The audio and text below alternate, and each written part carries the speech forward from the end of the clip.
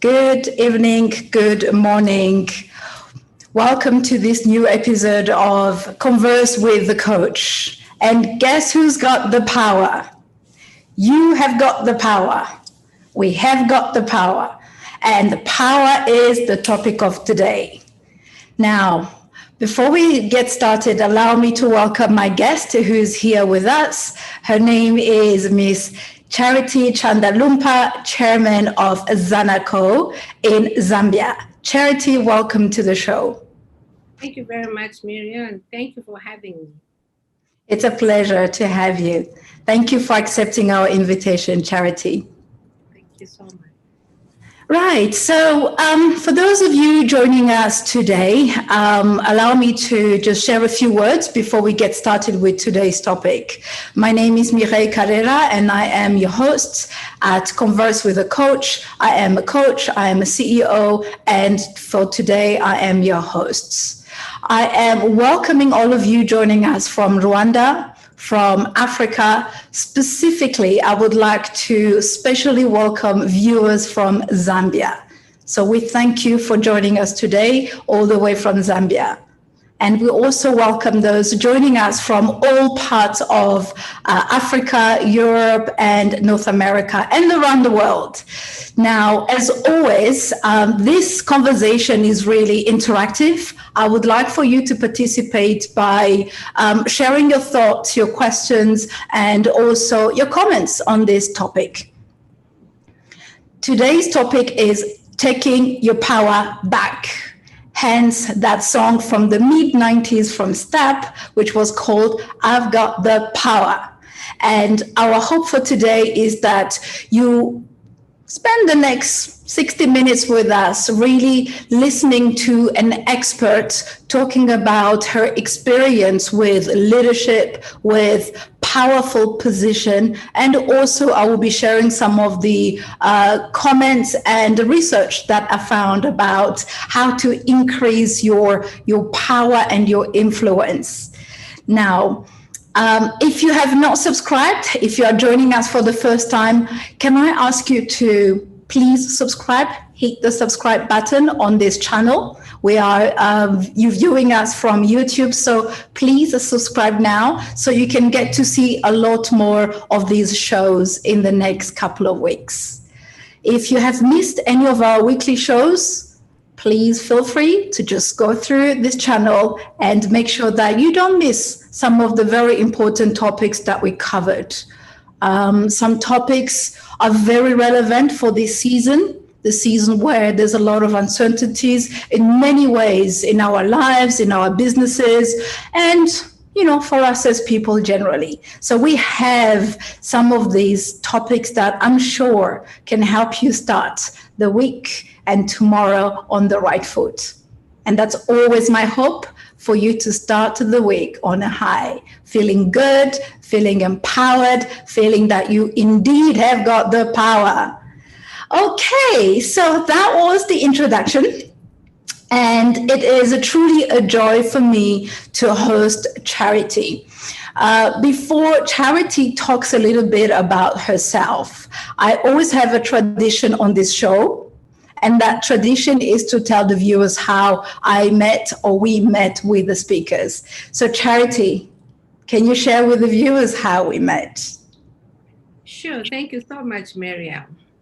So one fine day, I decided to do a coaching course. I wanted to become a certified executive coach, to certify what I've always been doing over the past years, but to see that I can put some scientific structure around it. So I started shopping around looking for a course to do and where to do it. And I happened to talk to Modupe, who was introduced to me by a lady called Nankonde.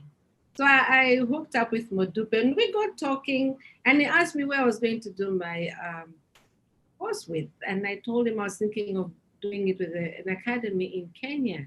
And he says, no, bear with me. Let me introduce you to Karera Academy. They're a great coaching school, and have a chat with Mireille. And if it happens you like what you hear, then by all means decide between Kenya and Rwanda. And the rest is history, because I decided to go with Mireille, very spiritual lady, which I like, because at the point in my life, I believe that God is such an integral part of my life, my work, everything that I do. And I like being part of that at Karera Academy as well. So here we are.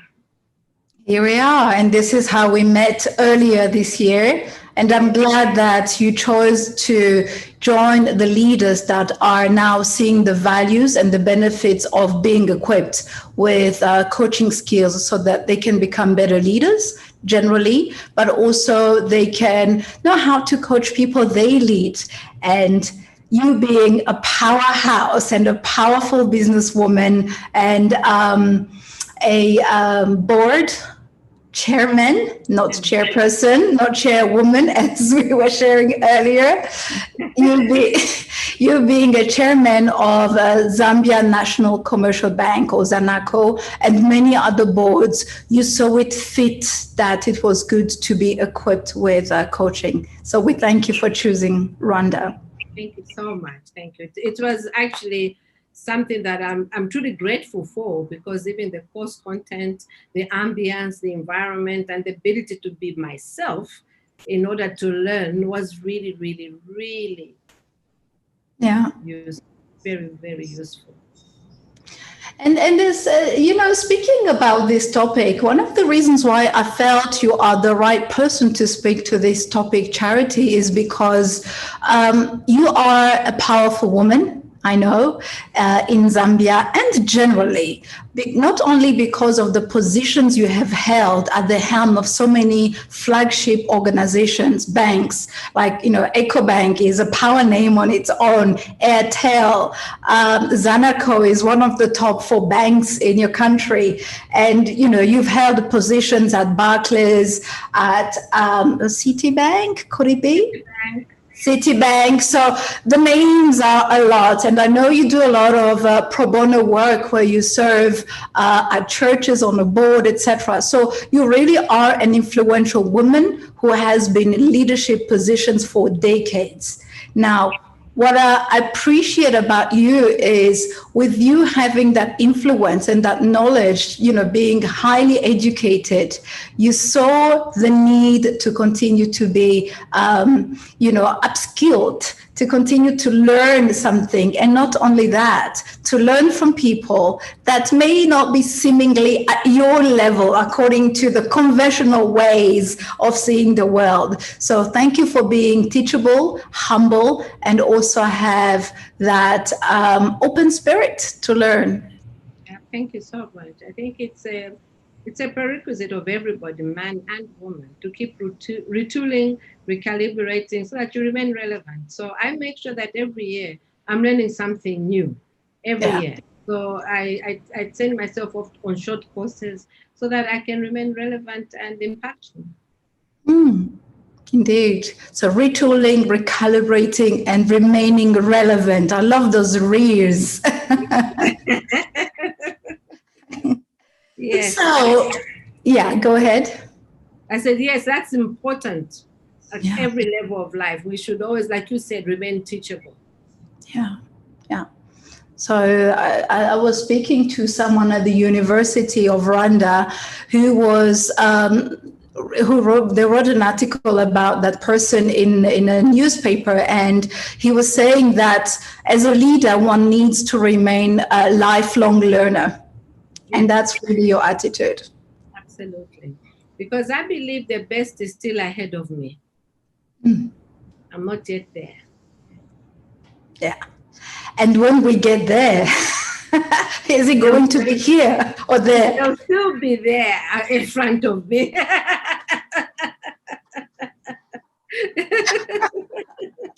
I wonder if you will know if we have arrived. We'll arrive maybe perhaps when there's a eulogy being said over my casket, because that's when you know I've arrived. But as long as I'm alive, I should continue being the best that I can possibly be in the eyes of God. Yeah. And that's one thing I love about you, and we share in common is faith, the belief in higher power, which goes with our topic for today. Yes. So speaking of the topic for today, so the topic is taking your power back. Taking your power back presumes and assumes that the power was taken at some point and it needs to be taken back. Now, when we were discussing some time ago, I thought that this topic was really relevant because there are so many situations, so many circumstances right now all around, not just in business leadership or, political leadership, but just purely in our lives where with the pandemic, with what's going on around the world, we may feel powerless. So you were gracious to really share your story, your journey of ascending onto the corporate ladder and power levels, and also share how there were times where you could have lost your inner power, but you remain to be in control and in power. And I wanted our viewers of all genders to really hear your story and learn from you. And then, we will have people also share their stories and testimonies to see how we can help them really take their power back. So with that said, can you share with the audience a little bit about your journey and your life with that specific aspect in mind? Okay, yeah. The challenge is always where to start. I think the biggest starting point for me is the death of my mom when I was 11 years old in such tragic circumstances. And we are a family of 6, and I was the second born. I am the second born. I was then 11 years old. And at the time my mom died, my dad was incarcerated, and our home was divided into different homes. We were looked after by different people because it was difficult to take on 6 young children at that point in time. And so that caused me to realize that where I was coming from was a middle class, well-to-do family, ended up in some level of poverty, having to start from scratch all over again, losing my authenticity, if I can put it like that, losing my confidence because suddenly I'm now labeled as the daughter of a murderer. This one has no mother, and being bullied left, right, and center. And that all happened right up until I was like 16. And when I became 16 years old, I realized that I didn't have a mom. And when you're 16, it's how you realize just what an important part of one's life a mother is. And so I realized that I needed to be strong. I realized I needed to choose the path I wanted to go. Otherwise, I was just going to go with the wind, and we have no plan. You end up anywhere. So I resolved at the age of 16 to pick my path and journey it with intentionality, determination, and making sure that I was completely resilient.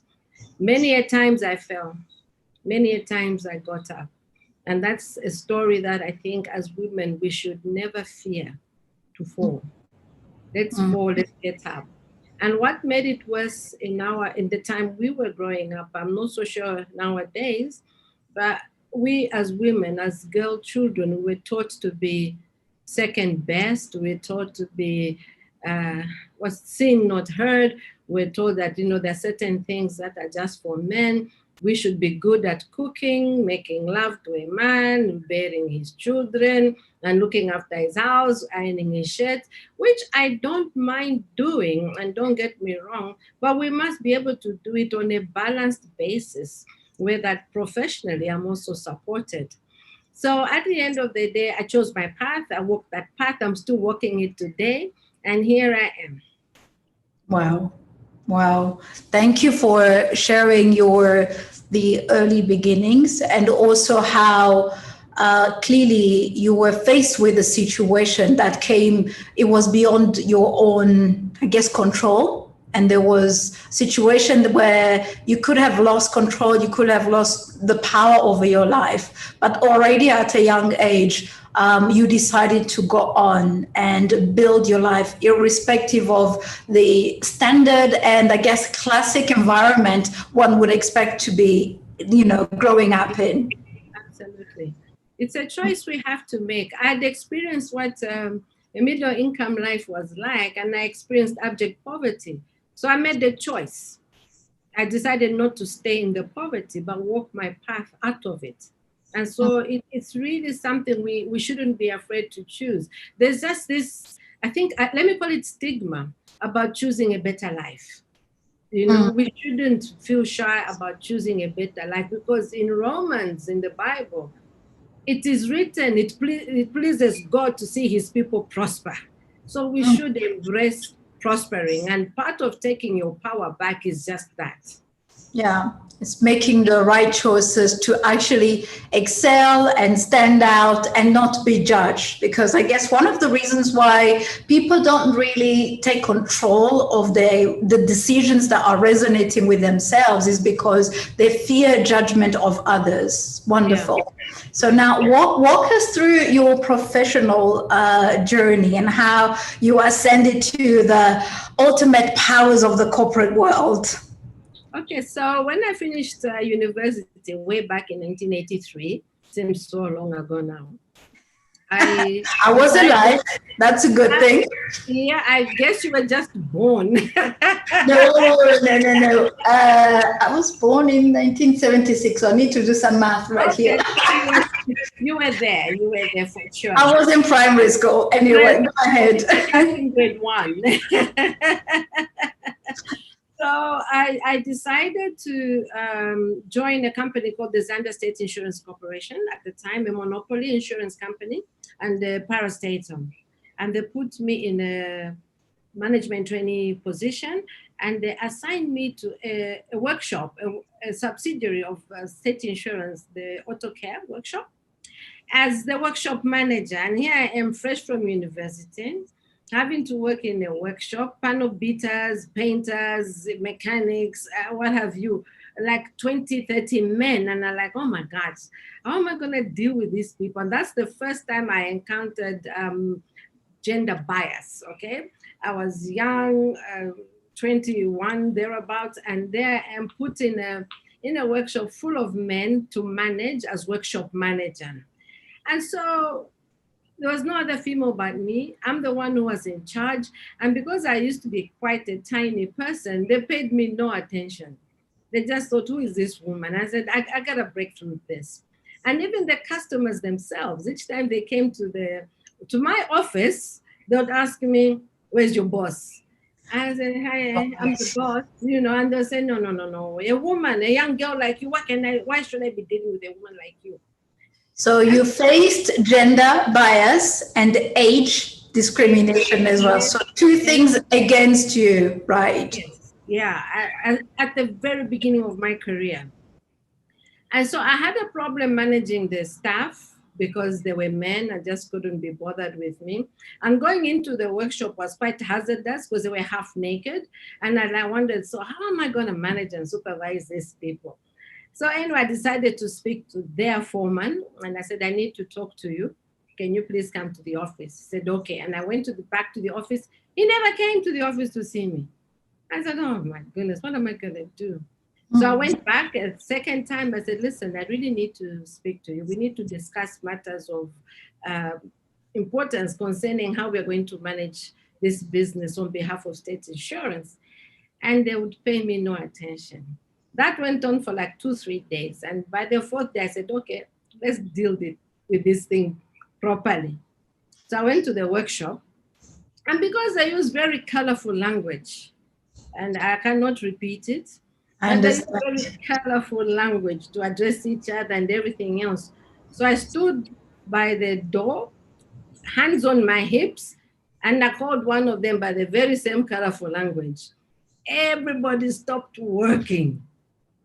And I'm like, oh, wow, these guys are going to beat me up. But anyway, I said, you XYZ, I need to see you in my office. I've been calling you for the past 4 days. Come and see me. Then he says, yes, madam. I said, oh, okay. And I walked off, almost trotting off because I was so scared they're going to beat me up.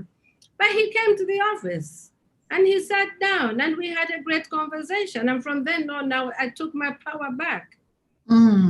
I love that. I love that. I can picture you with your hands on your hips, which is in fact one of the power poses that I will be talking about at the end that really command executive presence. So even in your own natural youth, you had that executive presence that your body language exuded. And indeed, it worked for you to get that power back. Yeah, absolutely. I used to watch Popeye. So I remember Popeye, each time he went into his power mode, he would put his hands on his hips. And I said, this is the pose I'm going to adopt. And I mean, it's simple things like that, but it just gives you that confidence. Inside, I was trembling, but outwardly, not even in my voice could they hear it. Absolutely. Yeah. So that was your first experience as a young woman. Yeah, yeah. So I then moved on to head office in PR, and I became a single parent. And I met the second bias again there, where a man told me, how can a young woman like you be pregnant without getting married? You know, so in those days, it is what it was. And at the end of the day, you know, if you're not confident in yourself and in your abilities, if you're not standing on the word, you really get lost. And I wasn't as strong as I am today. But, you know, it just showed you the bias that when a woman has a child outside wedlock, you are labeled all sorts of things. When a man does have a child out of wedlock, he's a man of the people. And, you know, accolades are given to him. It's just crazy. But anyway, I left State Insurance in 1989 to join. Just 1 second, Charity. I'd like to camp on that part a little bit because I know that we have viewers of all walks of life. We have students following up, meaning the youth. We have clearly corporate leaders and people in different sectors, but specifically the youth, because as you know the stats more than I do, you know, there's a lot of young people out there in Africa that may be going through what you went through at that time. And I think when that thing happens to you, where you have a child in a non-conventional home, some young girls or boys attached to it may feel like their lives are over, that it's the end, you cannot rebound or bounce back. So I think it's important that, you know, you share a little bit more about what you did to get really that power back, irrespective of tradition, irrespective of all other words. Could you share more?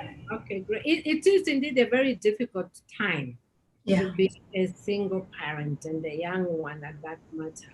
And so in the period 1985, 86, when that was happening, and I am the firstborn child of the family, everybody had such great hopes for me that, you know, she'll get married, be a good example to her sisters, and blah, blah, blah. And even society looks at you like, you know, this is a woman to watch, because how does she get pregnant and the man doesn't marry her? There must be something wrong with her. And if you pay attention to those labels, you're going to be depressed. Yeah. Okay, you need to know your value, because nobody knows the circumstances that happen for you to end up like that. I don't think anybody ever goes out wanting to be a single parent. It was never my intention. And the gentleman I was talking to, we're going to get married, was actually getting married to somebody else without my knowledge about it. So I stood on my power and said, you know what, children are a gift from God. And for this to happen, there must be a very good reason. It took me a while. I almost went into depression. Like for 3 months, I was really, really ashamed of what I had done. Then I just one day had a great chat with myself, and I said, you know, this can't continue. You are still alive, you are vibrant, you are young, you can still get on with your career and your life. It will be difficult, but at the end of the day, you chose this situation and you're going to have to make do with it. What they say, you make your bed and lie in it, whatever. So at the end of the day, I decided to be the mother to my child that she can be proud of. Yeah. Wow. So that is my journey. And because she's a girl, I decided that I must be the role model for this girl so that in life, she too can stand on my shoulders and be able to have a great life for herself.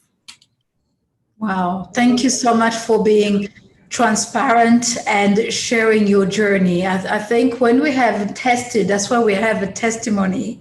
And I heard many people say that our mess becomes our message. And what you are saying, obviously, it's not a mess. I love what you said about how you had a chat with yourself. So clearly being human, we are overcome with emotions, what goes on inside of us, the temptation of feeling guilt and shame. And obviously the external voices do not help at times. But you had a good chat with yourself.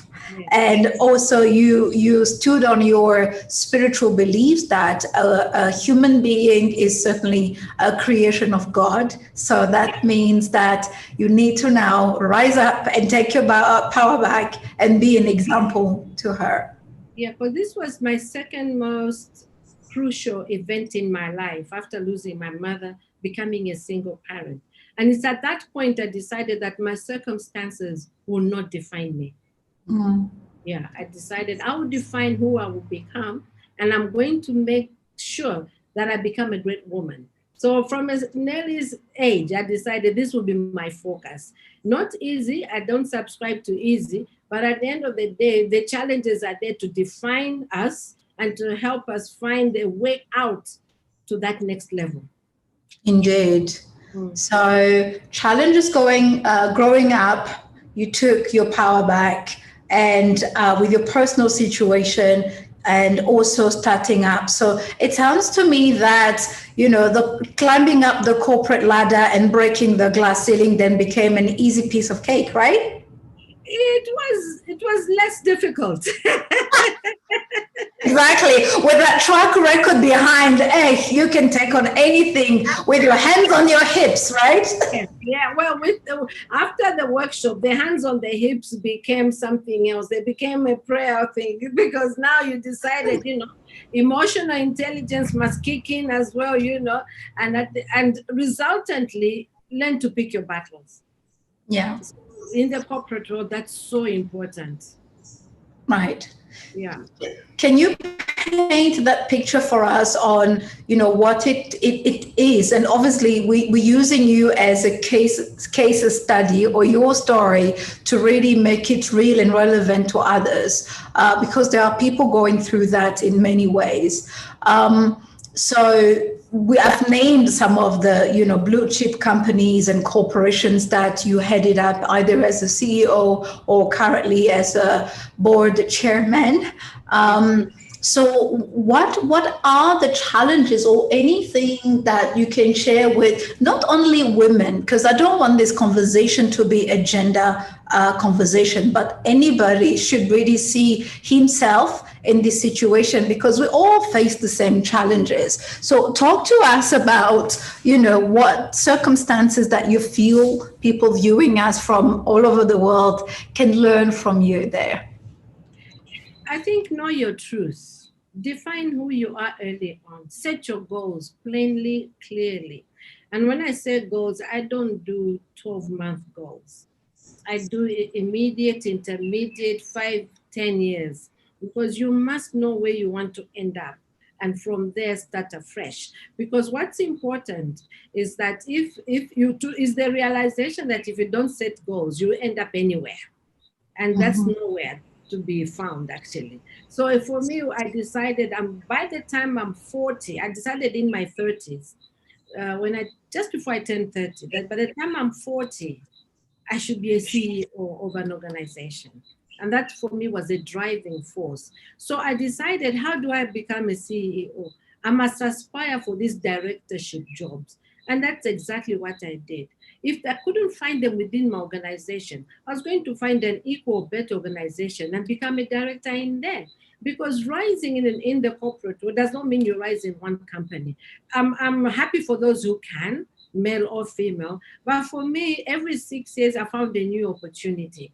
And therefore, I rose like that until I came to Barclays Bank. And in Barclays Bank, I had two senior director roles, from becoming the first female chief risk manager to becoming the head of retail performance. And I think I must have been the first female there too. But most importantly was to find what is it that I'm doing with these jobs. I was learning how to manage people. I was honing my decision-making skills. I was ready. In fact, I was teaching myself to be ready to take on challenges as they arose, and also learning the importance of collaboration, consultation, and delegation. Because it's so important in the corporate world to show that as a leader, I can lead through people, and that I work through people, and ultimately their success is my success. It's very difficult for me to succeed as a leader if my people are not. So this is what I spent doing in Barclays Bank. I went on to Stanbic Bank, and I was 39 at the time, and I was getting really frustrated. I must find a CEO role. And lo and behold, I got invited to interview for the Zambia National Tourism Board CEO role, and I got the job. A banker who had no experience in tourism, and I made a go of it for nearly 5 years. And so when my contract ended, I chose not to renew it for other reasons, and I was hired by Ecobank as its project manager to set up Ecobank Zambia as a greenfield bank, and that's exactly what I did. I was the only one working on that project for 6 months remotely with support from Ghana. And in 6 months' time, we got our license, and we opened the bank in August of the following year, 2009. And I became its first managing director. So yes, I managed to become a CEO at 40. And let me tell you why. Because I realized that once I became a CEO, the rest of the jobs will only be CEO jobs. There's no way of going back down. And I wanted to do it early, so that by the time I'm 50, I could retire and do other things and enjoy my life. So I finished with Ecobank in 2012. In fact, they sent me to Togo in 2012. And then I came back in 2013 as the CEO for Airtel Networks PLC, where I was for 2 years when I decided to retire because I'd missed my target date of 50 years to retire, and I retired a few years later. So that is my story about being a CEO, or what shall I call it, a director, working, becoming a CEO at 40, and finally retiring at the tender age of 53. Yeah, very tender age. No, thank you so much for sharing your journey. So what I'm hearing you say is that for someone to really achieve their goals is that you need to have milestones. So for you already at the age of 30, you knew where you wanted to be at 40.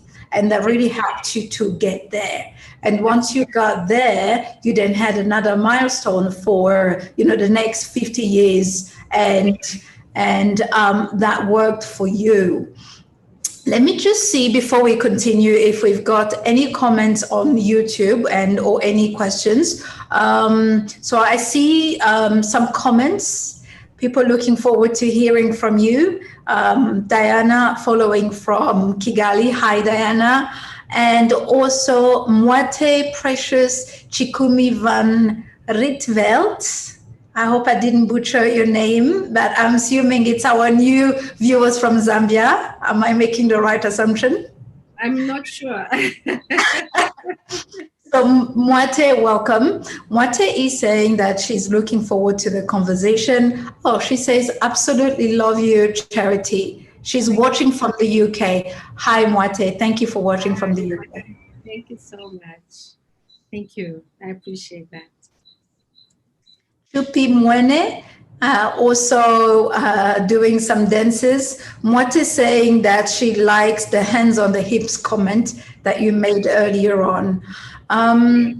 Question for you, Charity. What advice would you give for someone who has great ideas but lacks follow through? Okay.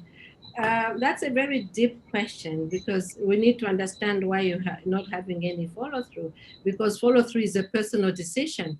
Are you dependent on anything, on anyone for you to do follow through? Whatever you decide on, you have to be very intentional about it and deliberately work on it to follow through. So the question is a little vague in terms of if you have the idea but you're not getting the follow through. I don't understand the context in which that is happening. But if I give you an example, for in my instance, I always wanted to make sure that when I retire, I would be comfortable. So to follow through that, I made sure I bought my first house. I think I was 20 something. I bought my first house before 1996, actually. And then after that, I sold it for twice the money I bought it for, because it was not in an area I liked so much. And I decided to buy a house in a low density area called Kablonga. And it's a house I still have today. And because I got jobs where I was being provided with accommodation, I put the house on rent. So I had double rent, double incomes, one from rent, one from the salary. And I got a CEO role again, where they were giving me the same thing, accommodation. I bought a second house. And then I decided to, because of my job, I said to keep savings for my salary, because each time I traveled, I was paid an allowance. So that's the follow through I'm talking about. Make a plan. What are you going to do? Have the idea. How are you going to actualize the idea? Identify if you need destiny helpers, as I call them, or people to help you. Who are you going to, who do you have to hold you accountable? Who's going to help you push? Who's going to help you open the door? And then what will the result look like? How would you know you have arrived? So it's so important that it's very deliberate. Having idea is very good, but the idea is only as good as the paper you write on it if you're not going to put in place measures, initiatives, activities that will make you actualize it. Yeah. And then here is the thing, as I listen to you, I keep getting reminded of the reason for this show, which is called Converse with a Coach. So Mwate is blessed to be conversing with two coaches, yourself, Charity, as an executive coach, and myself. So what prompted me to remember that also is you answered with questions, which is typical of coaches. Yes. So instead of giving her answers, clearly you understand that Mwate has the right answers, and it's good for her to clarify by really going within herself and find out why not the follow through. But let me also add something to that, Mwate. When I read your question, I'm also wondering what causes you to not follow through. So maybe as a homework, or maybe something to ponder about. If you have great ideas, that means you are insightful, you are creative, but there is something that is coming through that is taking power away from you so that you don't follow that through. So identify that thing and then rectify it. Yeah. It's not so much there's something taking power away from her. She's giving away the power, and she's taking the power. Oh, yeah. Sometimes and the power doesn't even leave you. I love that perspective, yes. And it is good to identify what that thing is that may cause you to think that you don't have power, even though I love what you just said. I never saw it from that light, Charity. So the power never leaves you. Talk to us a little bit more about that. You see, God gave us talents. God says you have the power in you to stamp on scorpions, go out and rule the world. Where Oh, did that preach, power sister. go? Yeah, where did that power go? Who took it away from you? You gave it away, or you have snuffed it under layer and layer of labels, layer and layer of lack of confidence, layer and layer of escapism. I'm just a woman. Can women do things? Layers and layers of being labeled. You're a woman, you are this, you're just good for that, you're not good for this. Remove all those layers. Go into deep introspection. Take a deep breath and say, who am I, Mate? Who am I? What does God say about you? Go to your scriptures and find out what he says about you. You are wonderfully and beautifully made in his image. You can do all things through Christ who strengthens you. So where is your power? It's in Yeah. you. Fantastic. Thank you so much. So, Mwate, when you have a chance, do give us your feedback on how you feel about these answers. And obviously, there are more people following us now live, and I know there will be some following us later on. With 20 minutes left, I know that 60 minutes is way too short. Now that you went into spiritual coaching, I was also almost joining you there, and we could be there for hours. But let's just come back to almost what we were talking about. There are so many things that can cause us to believe that we are not powerful. We don't have control. But we have seen from your real life example that, yes, you could have used excuses to, not feel powerful and be powerful and go after your dreams and your desires. Yeah. I like what you said in an article that was recently published about you in a newspaper in Zambia. And there is a quote which we put up there on the social media from you. And the quote says, when you find yourself at the end of a road, don't turn back, make your own new road and keep chasing that dream. So that's a quote from you. Tell us more. So, I'll give you an example. In my early days as a young mother and working in Citibank, okay, and we all know, for those who are mothers or fathers for that matter, that children below 5 take up a lot of the time, okay? And so I'm a single parent needing to work to provide for both myself and herself, and needing to take her to the hospital to attend to her growing needs. And so one morning, it was a culture in Citibank that you work, until your work is done. So it was always crazy, including Saturday and Sunday. So one morning, anyway, my daughter fell ill in the night, and then I had to take her to the hospital.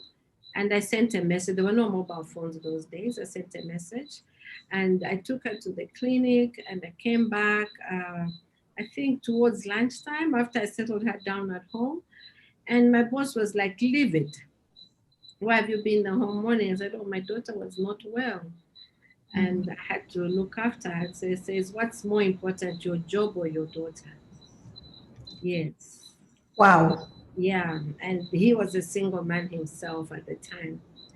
And my answer, I really regret having answered that, because I should have answered a bit more forcefully.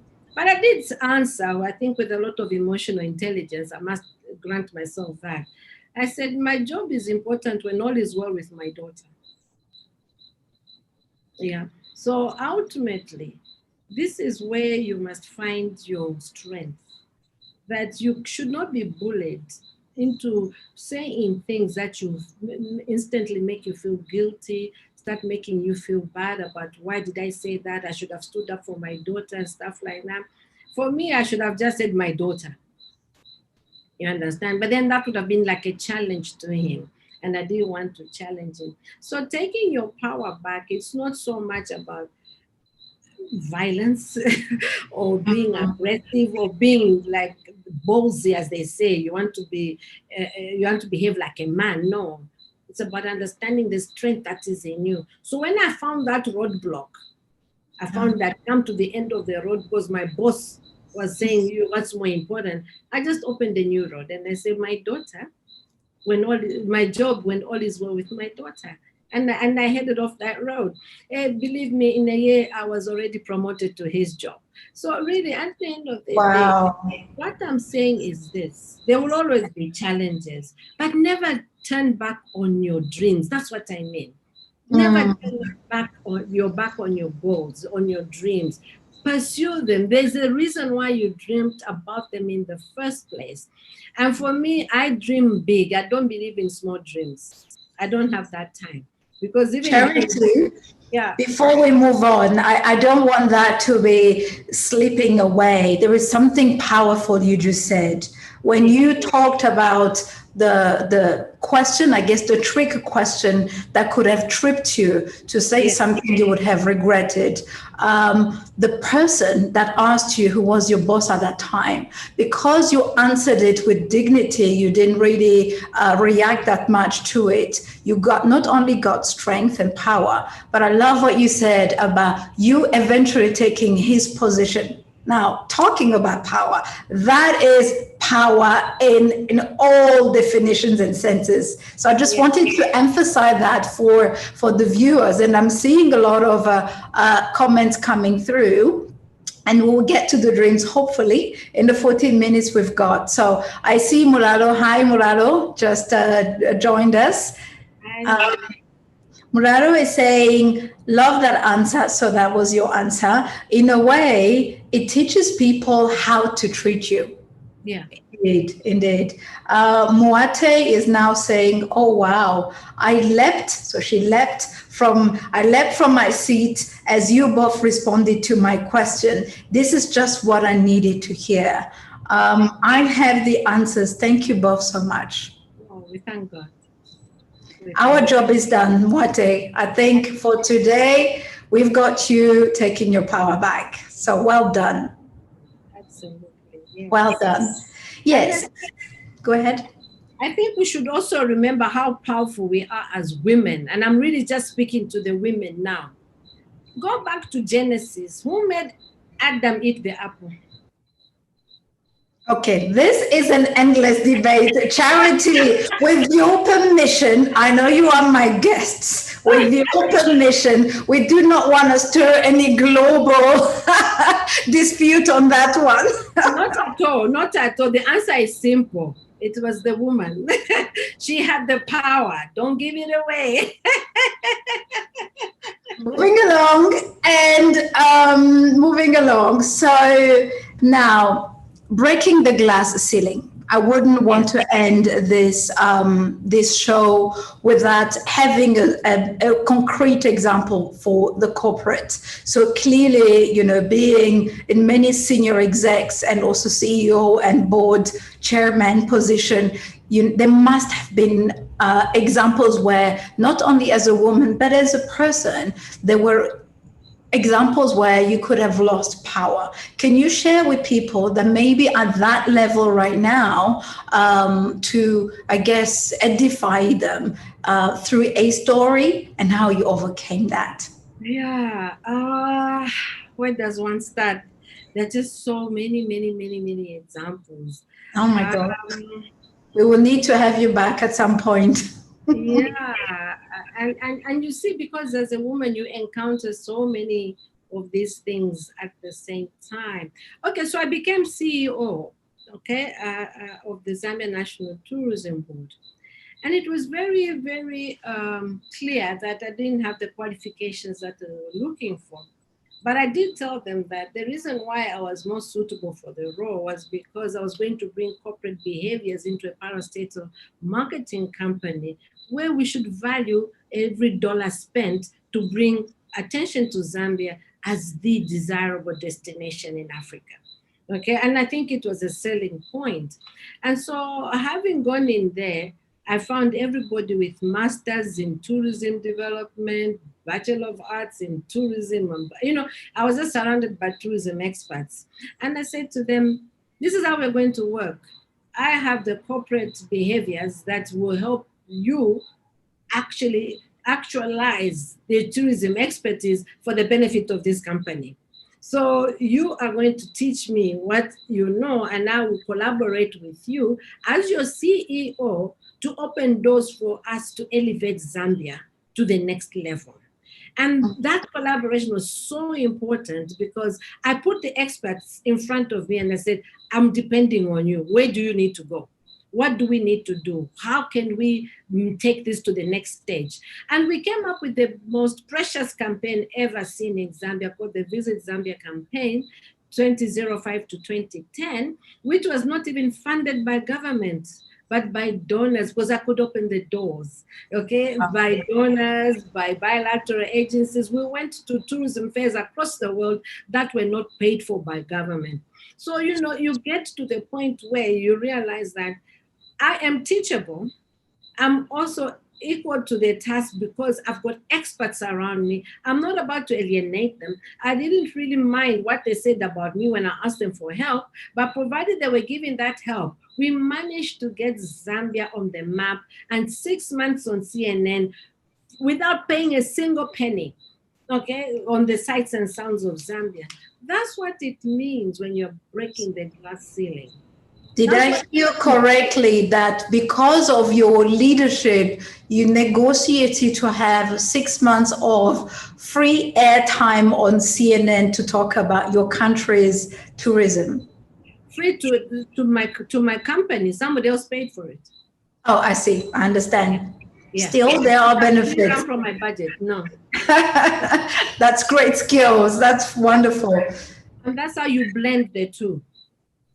That's how you blend the two. So that far too often we are too scared because we don't know what it will look like when you ask help from your juniors or from people you are leading. It doesn't help anybody.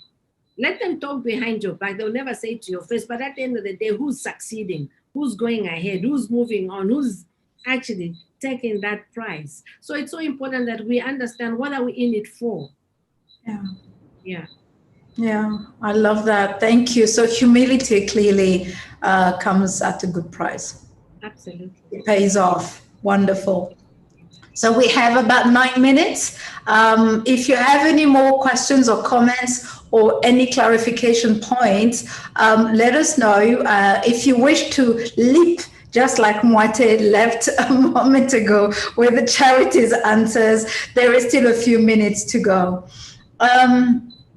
Now, are there any other maybe stories that you can share briefly in the next 5 minutes or so about how maybe at first you were not perceived with the right skill, or because of your gender, or just because people didn't really appreciate you, but then you took that back through performance or something like that? And I think that's a great question, Mireille, because taking your power back is all about performance, whether at a personal level or at a professional level. You need to take your power back. And the power can be in many forms. It's not necessarily about the way you feel. It's also about what you do. It's about how you're received. And I'll give you an example of having a gentleman, a white gentleman, join my board a couple of years ago. And the first thing he said to me was that it's the first time I'm on a board led by a woman. Wow. Okay? Yeah, and already if you were not standing on your power, you would succumb to feelings of incompetence, perhaps inferior feeling. And I just said to this man, I said, yes, there's always a first time for great experiences. Okay? Take So your you're power. very gracious. Yeah. You were gracious. You didn't react. You didn't give it power. No, it's not tit for tat. And that's the point. Don't give all these negative things power. If you spend too much time in your head over these negative things, you will always remain in your head. And there will always be men jumping over you all the time. So show them that your power is here at the core of your being, because God planted it in there, and don't lose sight of it because you're feeling your femininity. That is power in itself too. If you can just harness it, put on top of it scripture, stand on the word and just say, you know what, there's always the first time for such great experiences. It is. And I love how you always reference to your spiritual values and where your strength comes from. And that comes from who your creator is. Yes, my Wonderful. Savior. Yeah. Excellent.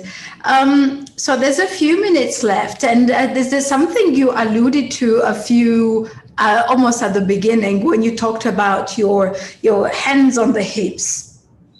And before this show, before we went live, about an hour before that, we sent out teasers on our social media. And the teasers had to do with me standing with my hips, like the Wonder Woman pose, which is, hands on the hips, but also another one on the table and another one standing, commanding executive presence. I share that on purpose because there's a study from a researcher, it's a professor at Harvard University called Amy Cuddy, who did a TED Talk. And she says that clearly taking your power back is a mindset thing, but there is now evidence. There is a study that shows that you can literally do something physically. Your motion, how you move, your motion creates your emotion. So you can get a sense of having power, irrespective of what goes on. When you stand for, according to her, 2 minutes per day in a power pose, like the ones we were talking about. We didn't talk about it, you and I, before, but when you say that, I thought, wow, we are so aligned. And sharing that with, at the time when you were still young, you did that inherently because you've got that in you. So that research from Harvard, I am inviting all of you watching us to just Google Amy Cuddy, which is Cuddy, and watch her TED Talk about how in 2 minutes you can utilize the power poses for your hormones, your testosterones to be rising up, like the male predominant hormones, which are biologically wired. All of us have them to make us feel confident, powerful, and with authority. So according to that research, you can do something. It's like exercise. It's like building your muscles. It's like powering yourself up. It's good to have a coach, but you can also self-coach through those poses, stances, and many other things. So I would invite you to do that as really we complete this topic of taking your power back. Any final words before we complete? Yeah. Last comments? Taking your power back is also about feeling good about yourself. Because half the time we absorb these labels so much, and we believe all the negative things, and we forget just how good we are. Okay, the way we look has to be very deliberate. I never leave the house not looking my best. Even if it's just to go down to the corner shop to buy milk or whatever, I always look my best. And they say 50% professionalism is not so much the quality of your work, it's the way you appear. So that is also helping you to take your power back. Be very intentional and very deliberate. It's not about designer clothes and what have you. It's about looking sharp when you appear before someone. You show up looking like the actual thing. So I'm a great believer in fake it until you make it. If you're feeling very, very insecure, fake it until you make it, because then it shows you that you're really on the journey that you want to be on in terms of taking your power back. Being a confident woman, make sure you understand your trade, read up on your business, make sure you are informed, so that even as you're sitting at the table, you're not just sitting with your hands under the table, you're putting your elbows on the table and you're leaning in to be part of that decision. So take your power back in every area of your life. Yes, Mireille, that's it. That's my girl. Take your power back. But with the sweetest smile, power does not have to be aggressive. I love that. So as you were saying, with your elbows there and lean forward. So I am exemplifying what our viewers can do in terms of posture, in terms of taking your power back. Yes. So do watch that TED Talk from Amy Cuddy. And in fact, she does talk about faking it until you make it, which really, I guess it's some people hearing it might feel, but it is how you wire your thoughts that really matters. So with the 1 minute left, I know you have a lot to say, Charity, and probably we will need to have you back.